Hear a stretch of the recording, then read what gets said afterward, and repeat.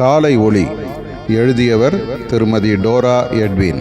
என்னை உத்தமமாய் பின்பற்றும் என் பிள்ளைகள் யார் என்பதை அறிவாயா? என் கிருபையினால் உண்டாகும் என் இலவசமான இரட்சிப்பை பெற்றுக்கொண்டவர்கள்.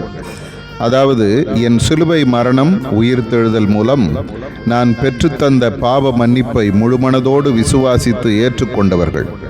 மேலும் என் சித்தம் நிறைவேற தங்களை பூரணமாய் ஒப்புவித்து உள்ளத்தின் ஆழத்தில் என்னோடு இடைவிடாது தனி தொடர்பு கொண்டு என் அமர்ந்த மெல்லிய சத்தத்திற்கு கீழ்ப்படிந்து என்னோடு நடப்பவர்களே. என்னோடு நடக்கவும் வினாடிதோறும் என் குரலுக்கு செவிசாய்த்து கீழ்ப்படியவும் இன்று ஒரு தீர்மானம் எடுத்துக்கொள்.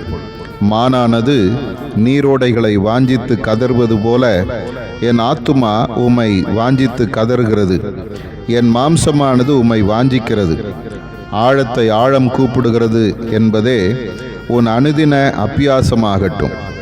பணத்திற்காகவோ பதவிக்காகவோ புகழுக்காகவோ உலக மேன்மைக்காகவோ என் பெயரை எவ்விதத்திலும் பயன்படுத்தாதே. அது மிக கொடிய பாவம். தேவன் அதை தண்டியாமல் விடார்.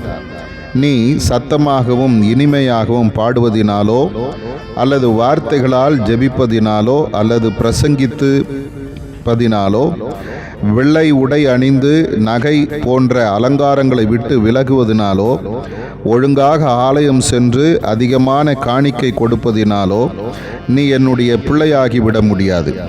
பரிசுத்த ஆவியானவரின் குரல் கேட்டு கீழ்ப்படி. ஆதார வசனம், என்னுடைய அன்பில் நிலைத்திரு. யோவான் 15:9.